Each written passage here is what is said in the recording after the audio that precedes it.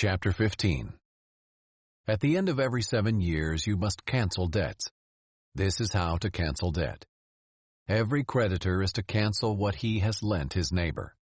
He is not to collect anything from his neighbor or brother, because the Lord's release of debts has been proclaimed. You may collect something from a foreigner, but you must forgive whatever your brother owes you. There will be no poor among you, however, because the Lord is certain to bless you in the land the Lord your God is giving you to possess as an inheritance. If only you obey the Lord your God, and are careful to follow every one of these commands I am giving you today. When the Lord your God blesses you as he has promised you, you will lend to many nations, but not borrow. You will rule many nations, but they will not rule you. If there is a poor person among you, one of your brothers within any of your city gates in the land the Lord your God is giving you, do not be hard-hearted or tight-fisted toward your poor brother. Instead, you are to open your hand to him and freely loan him enough for whatever need he has. Be careful that there isn't this wicked thought in your heart. The 7th year, the year of canceling debts, is near, and you are stingy toward your poor brother and give him nothing. He will cry out to the Lord against you, and you will be guilty. Give to him, and don't have a stingy heart when you give. And because of this, the Lord your God will bless you in all your work and in everything you do. For there will never cease to be poor people in the land.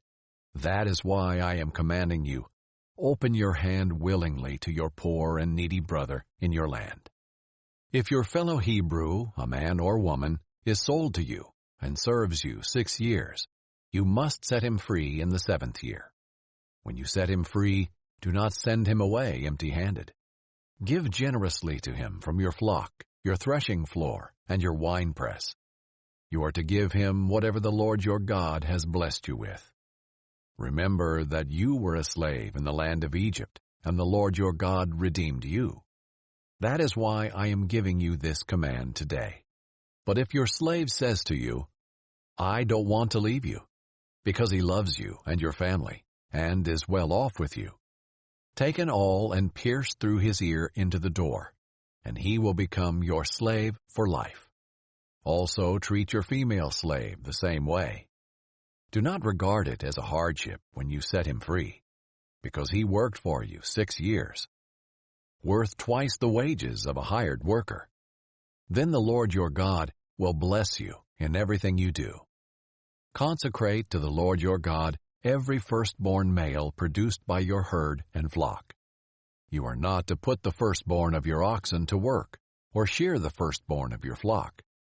Each year you and your family are to eat it before the Lord your God in the place the Lord chooses. But if there is a defect in the animal, if it is lame or blind, or has any serious defect, you may not sacrifice it to the Lord your God. Eat it within your city gates. Both the unclean person and the clean may eat it, as though it were a gazelle or deer. But you must not eat its blood. Pour it on the ground like water.